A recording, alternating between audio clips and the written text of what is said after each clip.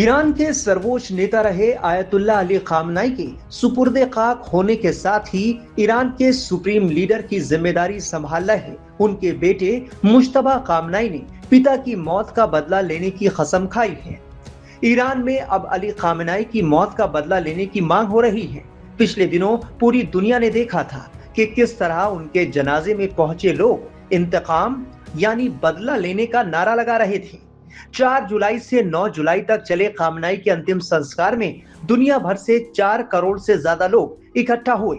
इस दौरान भारत समेत 100 से ज्यादा देशों के प्रतिनिधियों ने खामनाई को श्रद्धांजलि दी।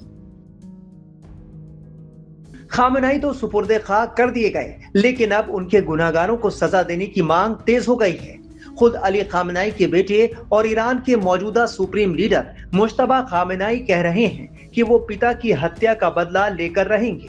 मुश्तबा के इस बयान से जाहिर है ट्रंप और नेतन्याहू की टेंशन बढ़ना लाजमी है, क्योंकि 28 फरवरी को अमेरिका और इजराइल ने जिस तरह ईरान पर ज्वाइंट ऑपरेशन करते हुए खामनाई समेत उनके परिवार के लोगों और वहां के शीर्ष नेताओं और सैन्य अधिकारियों को मारा, वो पूरी दुनिया ने देखा।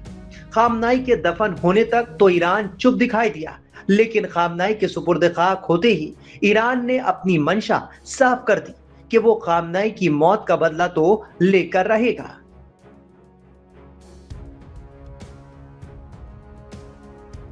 मुश्तबा ने कहा कि हम उन अपराधियों और शर्मनाक हत्यारों से आपके और इन 2 युद्धों के सभी शहीदों के पवित्र खून का बदला लेने का संकल्प लेते हैं। ये बदला हमारे देश की इच्छा है और इसे निश्चित रूप से पूरा किया जाएगा।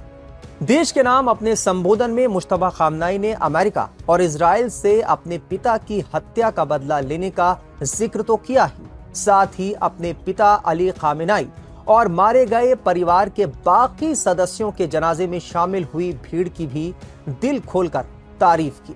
मुल्क के नाम संबोधन में मुश्तबा खामनाई ने अपने पिता की हत्या का बदला लेने की कसम खाई। उन्होंने कहा कि उनके बेगुनाह खून का बदला लेकर रहेंगे।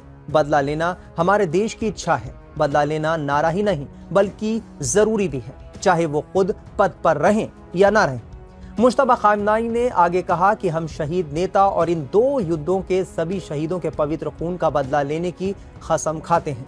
जिन लोगों ने ईरान पर हमला किया वो बिस्तर पर शांति से मौत की इच्छा लिए ही रह जाएंगे।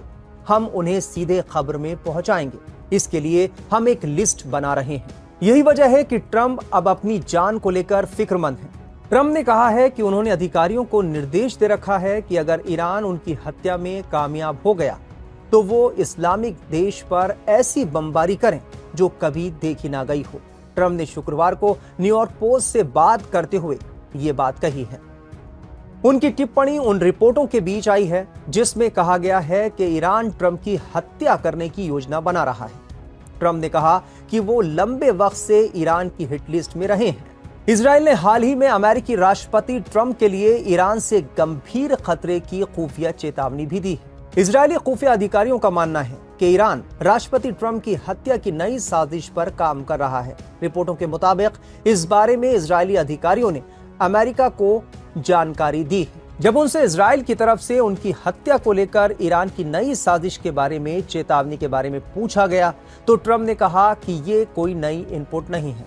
मैं लंबे वक्त से नंबर 1 यानी ईरान की हिट लिस्ट पर रहा हूं और जिंदगी ऐसी ही है। इसके बाद ट्रंप ने हल्के फुल्के अंदाज में कहा कि मुझे उम्मीद है आप मुझे याद रखेंगे।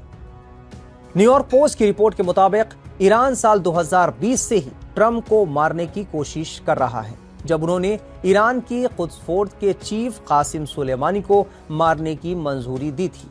सुलेमानी साल 2020 में बगदाद के पास अमेरिकी ड्रोन हमले में मारे गए थे।